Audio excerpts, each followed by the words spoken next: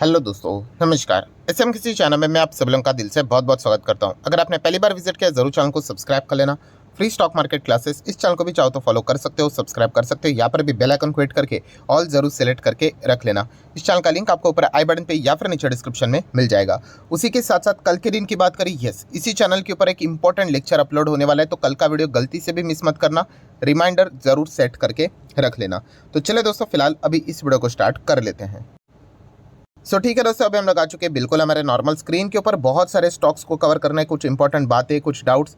तो चलिए स्टार्ट कर लेते हैं सबसे पहले वेदांता के साथ। यस, वेदांता की अगर हम लोग यहाँ पे बात करें तो आप सभी लोगों को पता है सिग्निकल टाइप के स्टॉक्स रहते हैं। ठीक है, बहुत ज़्यादा हम लोगों को इनमें वॉलेटिलिटी देखने को यहाँ पे मिल जाती है। अगर आप इनका मैक्सिमम चार्ट पैटर्न भी देखोगे तो ये बहुत बार मैंने रिपीट करके आपको ये चीज़ें बताई। फिर वेदांता की बात करो या फिर टाटा स्टील की बात करो, आपको ऐसा ही कुछ चार्ट पैटर्न देखने को मिल जाएगा। एक रेंज तक ये स्टॉक जाते हैं, उसके बाद वापस हम लोग को गिरावट होती हुई देखने को मिल जाती है। एंड अगर आप यहाँ पे टॉप पे कभी बाइंग करोगे तो फिर आप बुरी तरीके से यहाँ पे फंस सकते हो। तो इसमें जिनको टाइमिंग अच्छा जमता है वही यहाँ पे मतलब ट्रेडिंग वाला स्टॉक है, हम ऐसा यहाँ पे बोल सकते हो। इन्वेस्टमेंट के हिसाब से इतना कुछ खास परफॉर्मेंस देखने को नहीं मिलता है।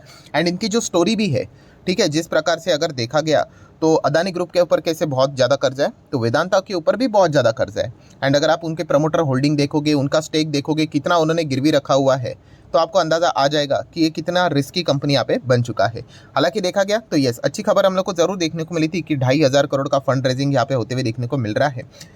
मतलब इससे रिलेटेड सारी चीज़ें वर्क होती हुई देखने को मिल रही है। बट ऑब्वियसली इसका अर्थ ये नहीं कि कंपनियां रॉकेट यहाँ पे बन जाए करके। जब कंपनी के बिजनेस में बहुत ज़्यादा हम लोग को दम देखने को मिलेगा तो ऑटोमेटिकली कंपनी अच्छा परफॉर्मेंस यहाँ पे जरूर दिखाएगी। बट ओवरऑल अभी तक देखा गया दोस्तों तो एक ही रेंज में चलने वाली ये कंपनी है।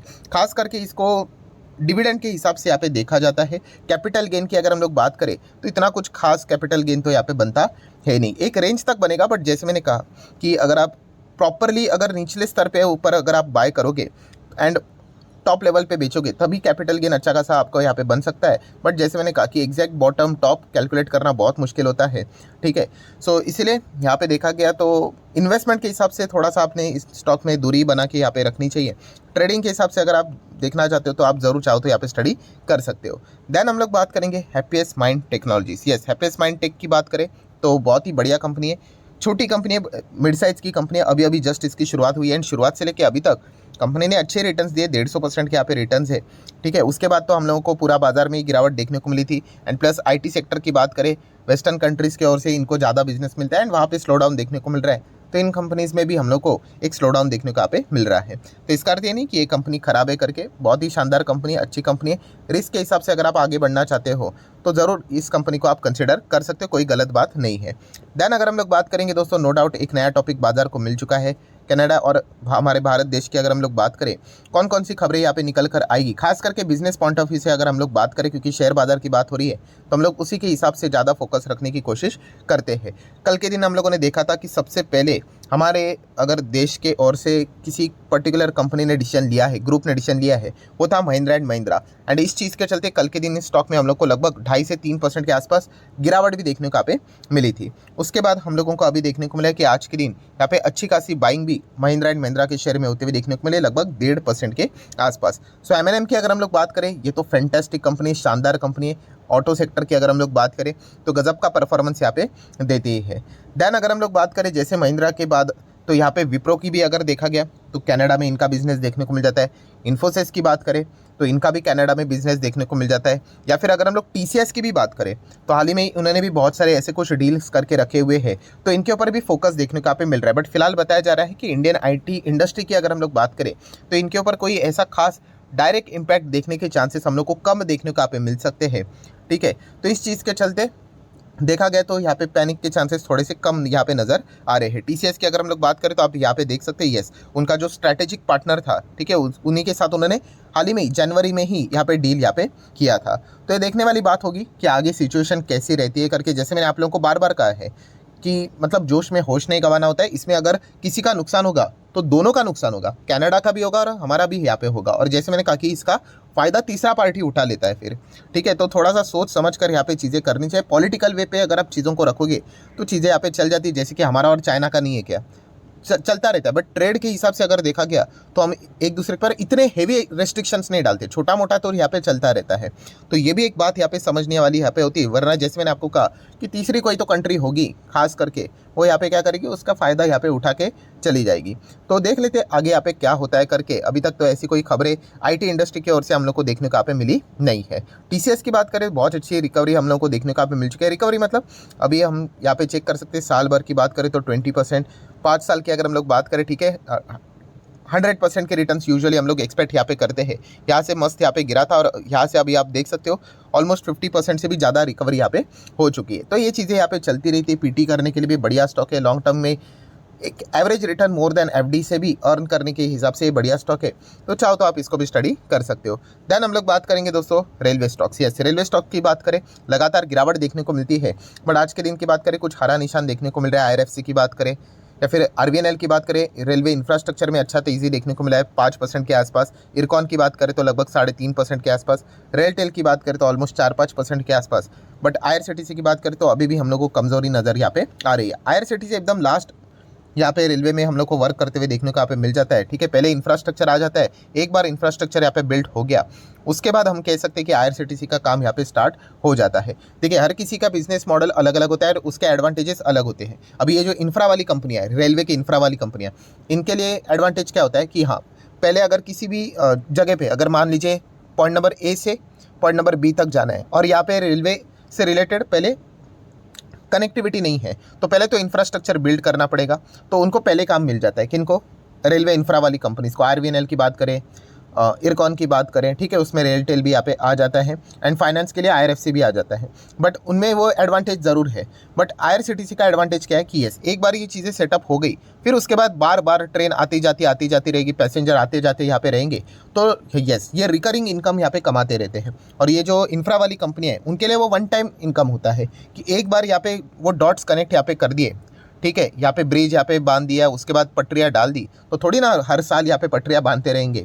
ठीक है, तो ये भी एक मतलब हर किसी का अपना अपना बिजनेस में प्लस एंड माइनस पॉइंट हम लोग को देखने को यहाँ पे मिल जाता है। तो आईआरसीटीसी के लिए प्लस पॉइंट कौन सा है कि ऐसे रिकरिंग इनकम, बार बार रिकरिंग मतलब क्या, लोग रोज़ यहाँ पे ट्रैवलिंग यहाँ पे करते रहते हैं, चीज़ें यहाँ पे चलती रहती है, तो इस हिसाब से इनको यहाँ पे इनकम होता रहता है। ठीक है, तो ये भी पॉइंट हम लोग को पता होना चाहिए। देन अगर हम लोग बात करेंगे दोस्तों आईटी डिपार्टमेंट, यस दोस्तों, इनकम टैक्स डिपार्टमेंट की रेड पड़ना शेयर मार्केट में किसी कंपनी के ऊपर, ये कोई नई बात नहीं है, आम बात है, ये चीज़ें यहाँ पे चलती रहती है। ऑब्वियसली जब भी रेड होती है तो एग्जैक्टली किस चीज़, मतलब क्या एग्जैक्टली यहाँ पे पाया गया है, क्या मतलब किसी को भी हम लोग डायरेक्टली गिल्टी नहीं बोल सकते। मतलब किधर भी अगर मान लीजिए एबीसीडी कंपनी के ऊपर रेड हो गई, मतलब ये नहीं कि कोई गड़बड़ है करके, वो तो चीज़ों को इन्वेस्टिगेट करेंगे एंड अगर उनको यहाँ पे लगता है तो बाद में हम लोग को सारी चीज़ें सामने आते हुए देखने को मिलेगी कि कुछ गड़बड़ है या नहीं। तो अगर देखा गया तो कौन सी कंपनी के ऊपर आईटी डिपार्टमेंट की रेड पड़ी है, तो दोस्तों कंपनी का नाम है lux industries. Yes, lux industries की अगर हम लोग यहाँ पे बात करें, ठीक है, इनका बिजनेस बहुत ही यहाँ पे सॉलिड था, बट बहुत सारे जो हम लोग को फैमिली इंटरनल डिस्प्यूट्स यहाँ पे देखने को यहाँ पे मिले हैं।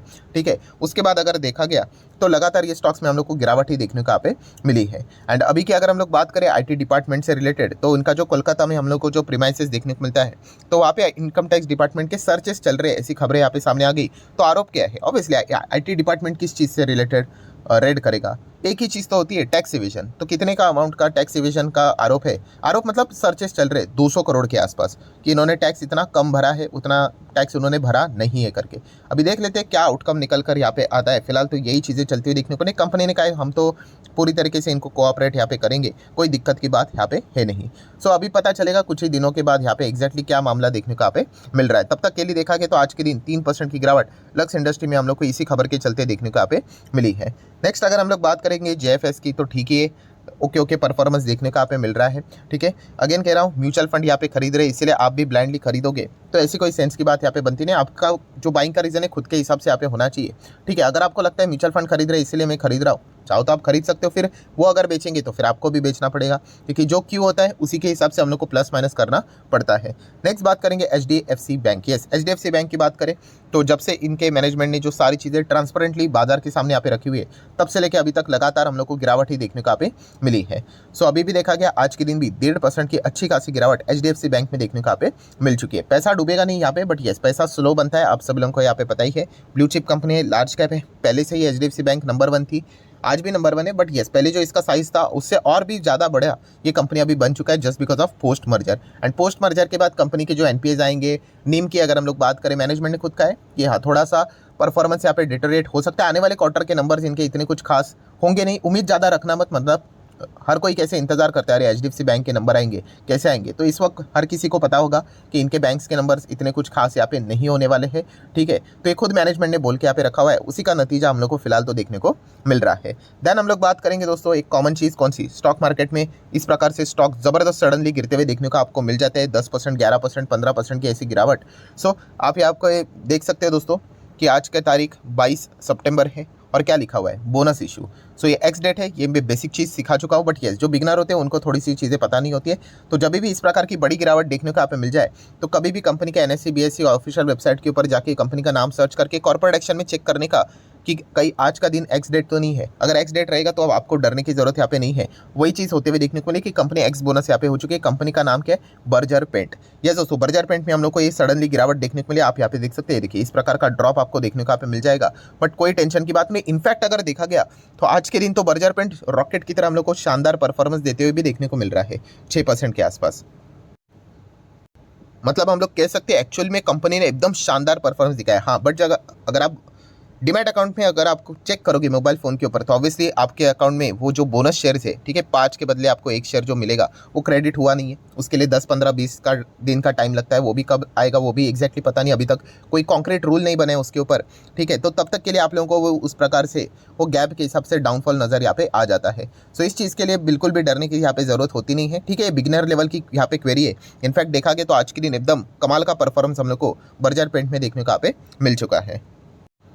सो ठीक है दोस्तों, वीडियो अच्छा लगा होगा तो चाहो तो आप इसको लाइक एंड शेयर कर सकते हैं। एंड डीमैट अकाउंट अगर आपने अभी तक ओपन नहीं किया है तो लिंक नीचे डिस्क्रिप्शन में 25 वीडियो की लिस्ट आपको फ्री ऑफ कॉस्ट मिल जाएगी। आपका नाम, कौन सा अकाउंट आपने लिंक के थ्रू ओपन किया प्रॉपर्ली कमेंट्स में बता देना, तो हफ्ते भर के अंदर अंदर सारे लेक्चर्स मेरे साइड से फ्री ऑफ कॉस्ट प्रोवाइड कर दी जाएंगे ताकि आप शेयर बाजार के बेसिक्स को आसान भाषा से जान सको। So that's it, thank you very much दोस्तों, we will be meeting our next video, तब तक के लिए बाय बाय।